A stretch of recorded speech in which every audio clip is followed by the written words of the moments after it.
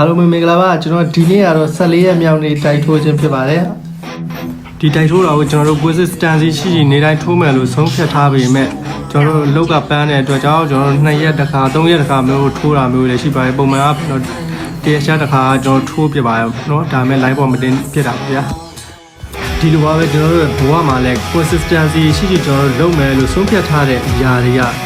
ပုံမှန်လုပ်ဖို့တော်တော်ကိုခက်ခဲပါတော့တရက်လုပ်လိုက်နောက်ရက်ကြာကျွန်တော်တို့ပြင်းတဲ့စိတ်လေးဝင်လာပြီးမလုပ်ဖြစ်လိုက်အဲ့မျိုးတွေဖြစ်တဲ့ချိန်ရည်တော့ကလည်းမနေဘူးပေါ့ဗျာ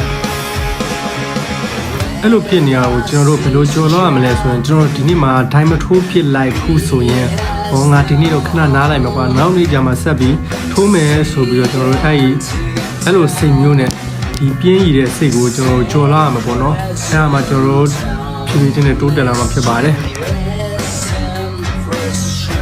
ဒီလိုကြိုးစားရဲဆိုတော့ကျွန်တော်ဘာကစားလုပ်တာတခုတည်းကိုပဲကျွန်တော်ပြောတာမဟုတ်ဘူးပေါ့နော်ကိုဘာသာပါတဲ့ဘာသာစကားတခုလေးလာတာပဲဖြစ်ဖြစ်တွေးရတခုကိုကျွမ်းကျင်ကျင်ဖြစ်အောင်လေးလာတာပဲဖြစ်ဖြစ်အမျိုးတွေအကုန်လုံးပါပါရဲ့ပေါ့နော်ဒီလိုကြိုးစားနေတဲ့တော့တင်မှာကျွန်တော်တို့ live play မဲ့လူတွေရှိရတာမင်းလောက်တာကြီးကဘယ်လိုကြီးဟာမတင်တော့ဘူးနော်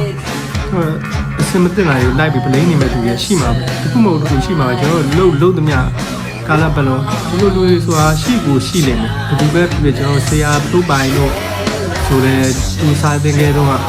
ဆရာရဲ့တာနဲ့မပြီးပဲကျွန်တော်တို့ဘယ်လိုတင်မှာတော့အဲ့အမေပြောခဲ့ပြတာရှိတယ်ဒါပေမဲ့သူကိုယ်တိုင်တာနဲ့ပြီးအောင်ပြင်းပြီးကြတယ်သူကိုယ်တိုင်စာရီပါရီတင်တော့အခုလိုနေထားရောက်ခဲ့ရပေါ့နော်